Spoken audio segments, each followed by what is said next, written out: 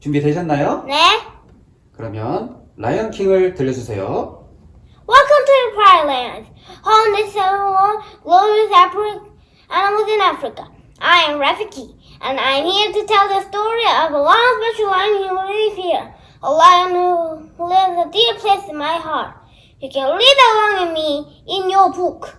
Every time when you hear this sound, you will know it's time to turn the page. Let us begin now. Every morning, as the sun peeks over the horizon, a giant rock formation catches silver pairs of light. This is Pride Look. Come to my friend King Mufasa and the loving wife Queen Sarabi. On this particular morning, animals from all the Pride lands had driven to the Pride Rock to honor the new calf Simba. As part of the celebration, I have a special pity. I cracked open the gourd, dipped my finger inside, and made the mark on Simba's forehead. Then I lifted the future king up high for all to see. The elephant chunked their trunk, and the zebras humped their hooves with happiness.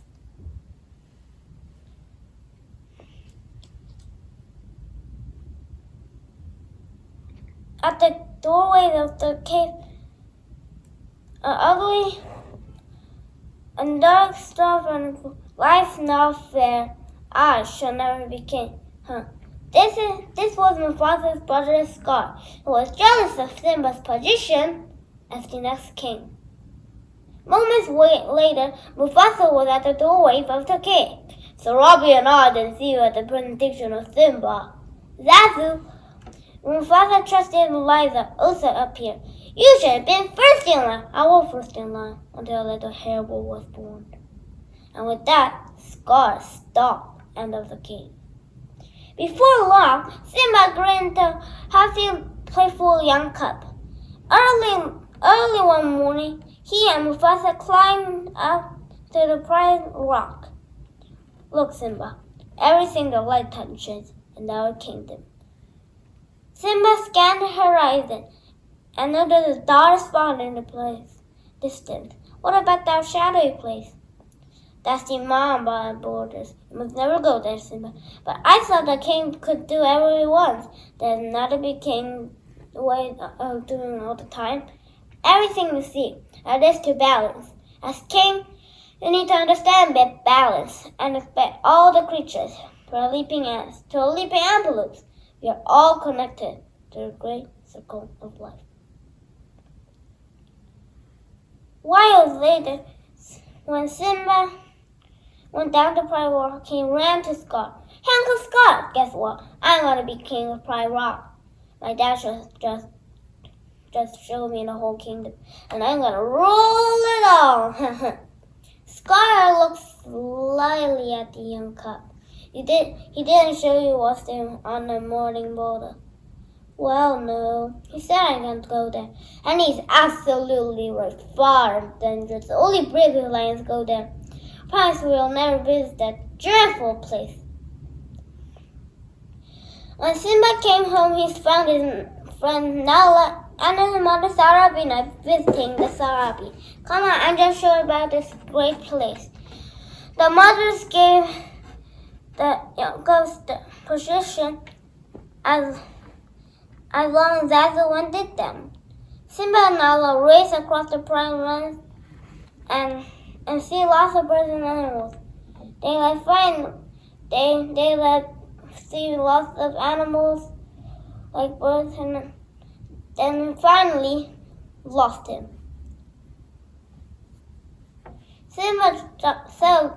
Just then, Simba jumped on Nala, then Nala flipped Simba. They tumbled down the hill and landed in a dark ravine.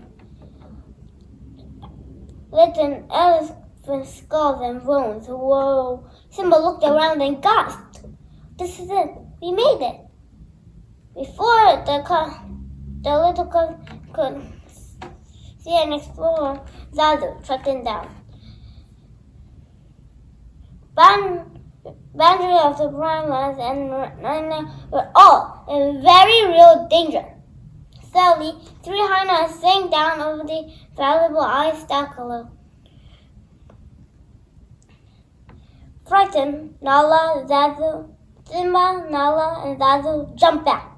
It was Banzai, Mufasa, and Mufasa Jen, and Mupana and the always laughing ant. Banzai Slayer, a cheerless taskmasters. Zazu tried to lead the cub to safety, but Banzai grabbed him by the neck and blocked him down. The 3 hyenas lickled their place, licking their chops. We're sorry. We love to chicken out the chairs. As the hyenas argued about who was going to eat who, Simba, Nala, and Zazu quietly slipped away. But hyenas were distracting for long. They gave chase, and Simba, Nala, and Zazu had to run as fast as they could. Finally, they tried to hide behind some elephant bones. Just as it looked for all the young cubs, Mufasa appeared and sent the hyenas flying with their big claws. If you come near my son again. The hyenas slinked away. Mufasa glared at Simba. It made me. I'm very disappointed in you. Mufasa took Nala and Zazu home so he could talk privately to his son. Simba peeled up his father. I was just trying to be like you. Being brave doesn't mean you go looking for trouble. Dad, we're pals, right? And we're always being together, right? Mufasa looked up at the stars. Simba, let me tell you something my father told me. Look up at the stars. The great kings of the past look down at us from the stars. So whenever you feel alone, just remember that those kings will always be there to guide you, and so will I. Meanwhile, the hyenas reached another visitor. An angry Scar showed up at the lair. I practiced a gaze practice for you, and you won't even dispose them. Scar warned the hyenas to be prepared. Banzai laughed. Yeah, be prepared. We'll be prepared. For what? Scar looked at him with danger in his eyes. For the death of the king! The next day, Scar invited Simba to join him in the gorge. Now you wait here. Your father has another surprise for you. Moments after he left, Scar, Singler, the hyenas, had chased the wallabies on towards Simba. In the distance, Mufasa noticed the rising dust. Scar appeared quickly on his side. Stampede! In the gorge! Simba's down there! Without waiting a second, Mufasa took off to save his young son. Mufasa plunged into the gorge and battled his way in the woodland wallabies. He found Simba, grabbed him by his neck, and put him by a nearby ledge. Suddenly, Mufasa was knocked back into the stampede. Dad! Desperately, he tried to climb another ledge, on which Scar stood looking down at him. Brother, help me! Scar reached for Mufasa and pulled him close enough to whisper in his ear, Long live the king. And Scar let go of Mufasa, and he fell to his death. Simba appeared over the ridge, just as his father disappeared over the thundering stampede.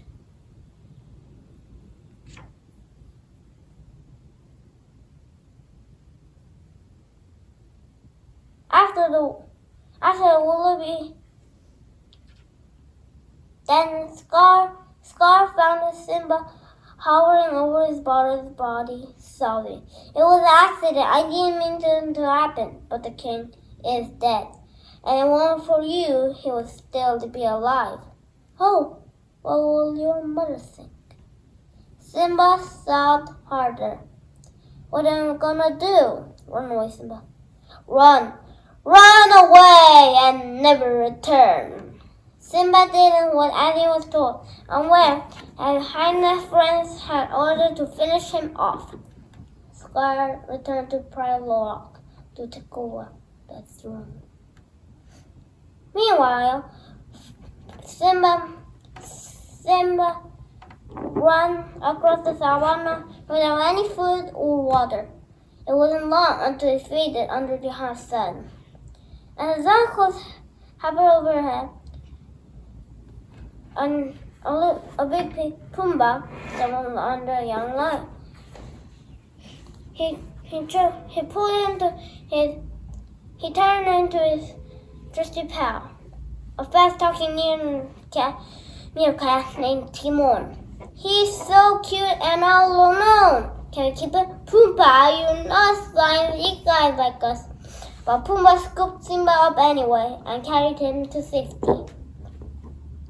When Simba awoke, the first mind that swam to his mind was his father's death.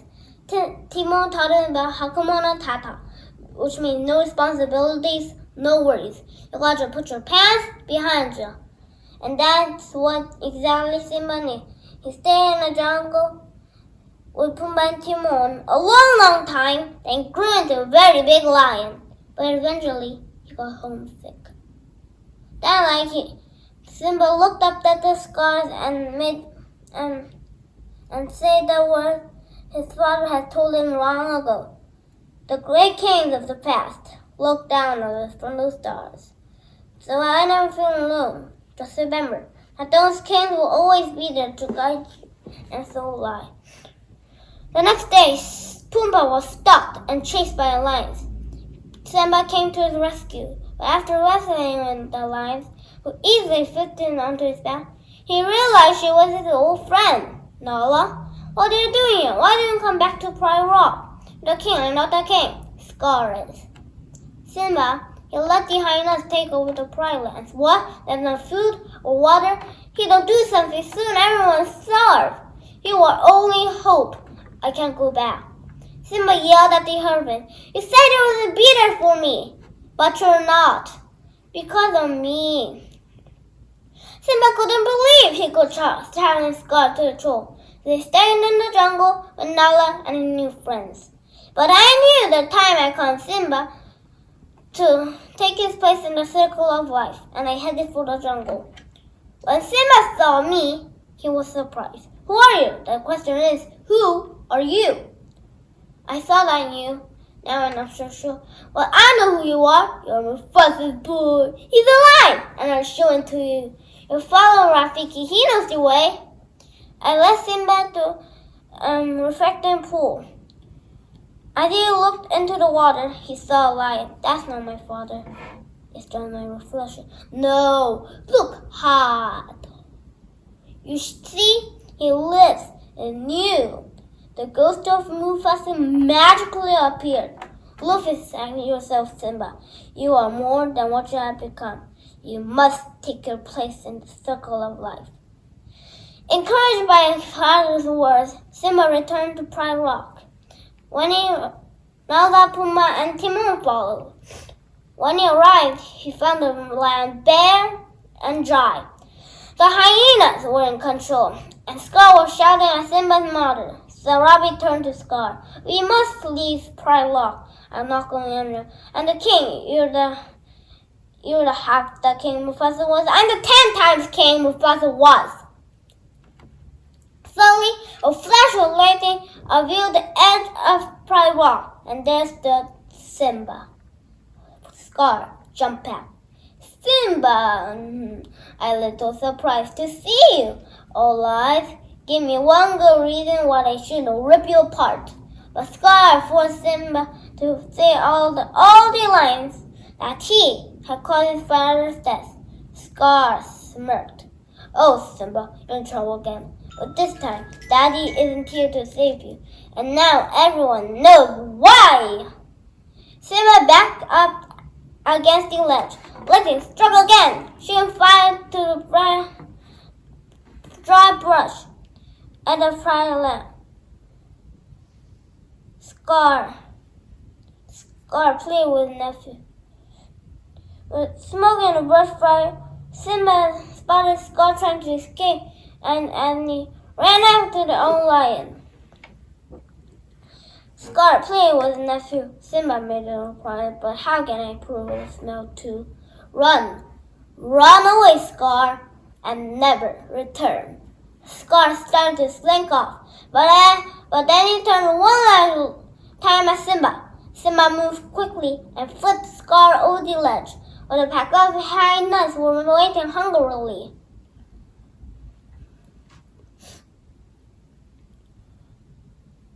Simba climbed very top of Fried Rock, and he let out a magnificent roar. Before long, Fried Rock vanished again. Nala revealed by Simba's side, and soon they had their own little cub. Encouraging his friends Olala, Pumbaa, Zazu, and Timon, a new celebration took place. After making a mark on the cub's forehead, I held him up for all the kingdom to see. Roar!